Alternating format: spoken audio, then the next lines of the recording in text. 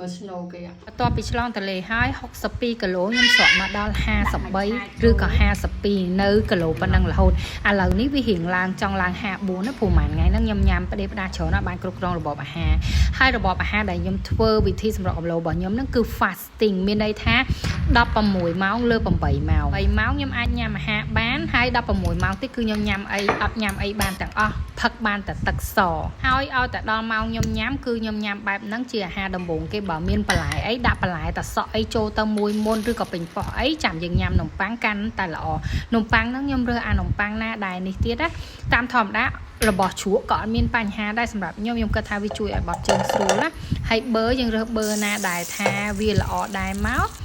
យើងដាក់អាំងវាបែបហ្នឹងញ៉ាំទៅមួយពេលប៉ុណ្ណឹងគឺឆ្អែតបានយូរមែនតែនម៉ាឆាជួយឲ្យនិយាយទៅម៉ាឆាដាក់ទៅ3ម៉ោងអត់ទាន់ឃ្លានណាឲ្យអានេះខ្ញុំផឹកអា excellent ណាគឺថាម៉ាឆាគេអាសុតណាគឺជួយមែនតែន